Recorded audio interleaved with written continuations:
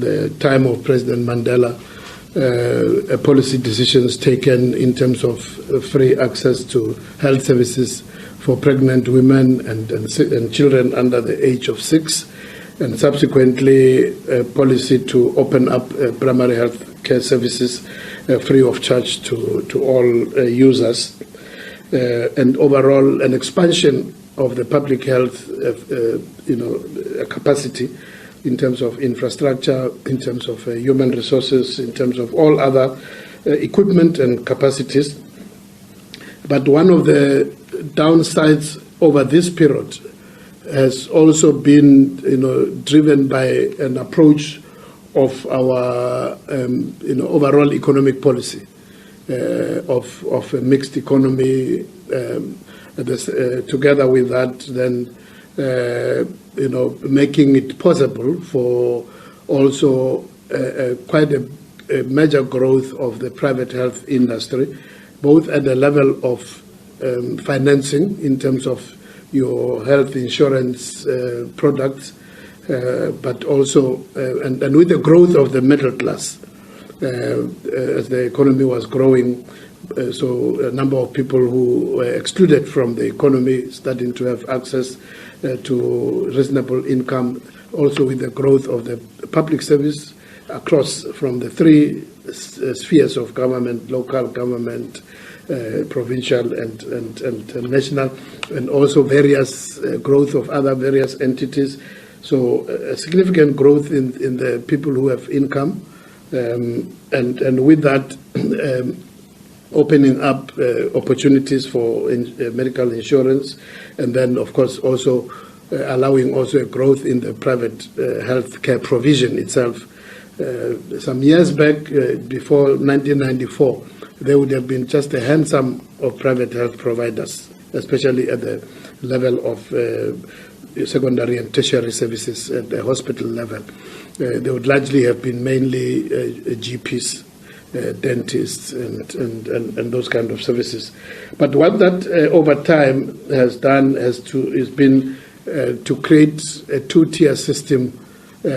which has developed its own complications in terms of the distribution of very scarce national resources, with a situation where, on the one hand, you have the public health sector continue to be the base, carrying the base load of looking after South Africans, and with significant investment, but not possibly as strong as it could have been. On the other hand, taking away some of the user fees and collection, and with the growth of the providers on the private side, becoming also quite a complicated situation where the cost of those services have also just been spiraling. And so, having reached that kind of stage now, it has been the reason why the debate about reform of the system has been an acceptance by various role players that this direction of a two-tier system with one increasingly, carrying a bigger load of your general population, but the other one consuming huge amount of resources, which, if there was a kind of sharing of those resources, could also contribute towards the vast majority of the population. That's why this debate about what kind of reform is required, and that's why we are saying that today it's indeed a very historic day in the sense that the basic legal framework for reforming of the system is now being laid. Of course, the journey is still halfway because it must still go through the National Council of Provinces, but it lays the foundation for an approach which can result in a situation where both the contribution from general fiscus collections from the revenue service,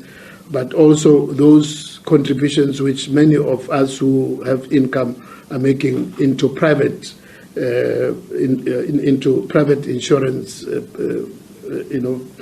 products, generally called medical schemes, can then be able to find a formula through which all those extra contributions can be pulled, and we can be able to use that muscle to increase the capacity. The public health system will remain, the mainstay in terms of carrying the provision of the services to the vast majority of the population, but with a fund established which can also be able to access services from the private providers at a more cost-effective, cost, will be able to expand both access. We know very well that while your public health system is overburdened with demands, many of your private hospitals, some of them are functioning at less than 50% at any given time in terms of capacity.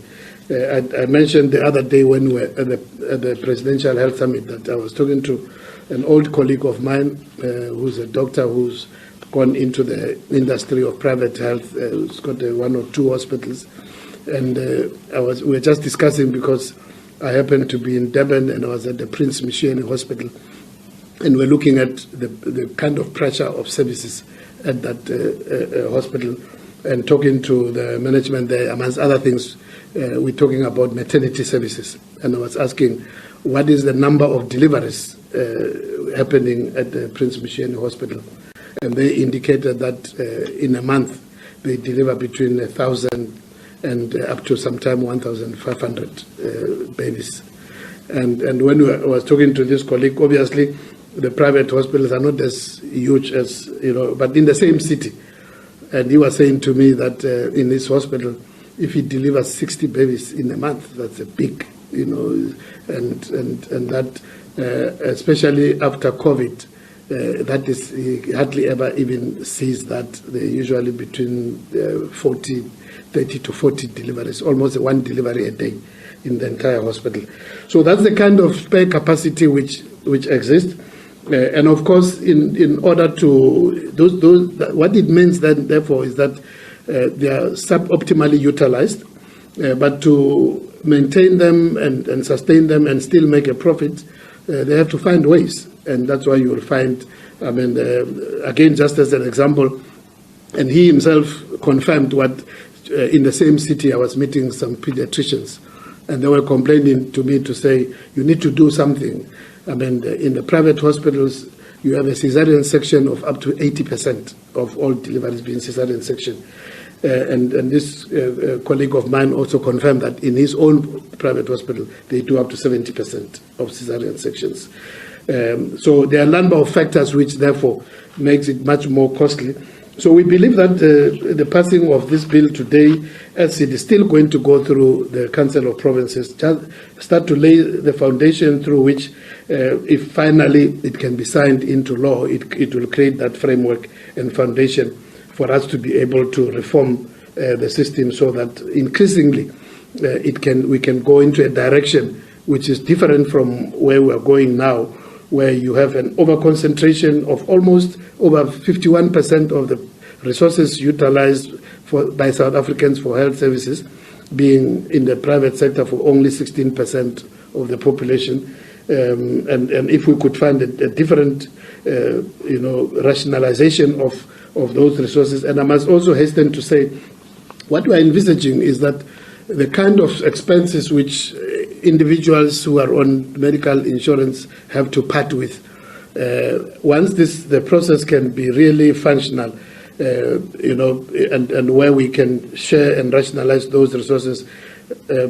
people who are having income will not have to spend anything close to, hopefully, even a half of what generally those of us who have income currently are spending on medical care. We believe that,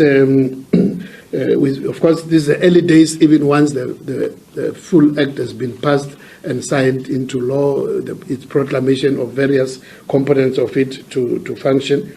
But we believe that there is already elements within other reforms and other experiences, including COVID itself, that there are a lot of experiences. Just to give you an example, just the issue of the health information systems. Currently, I was, again, when we were going to the health summit, I asked the DG and the DDGs, we're looking for just basic data from the private sector, including maternity services, children's services, and it became clear that we don't even have the clinical data. We don't have a system through which we only have public health services data. When it comes to what happens in the private hospitals, the very important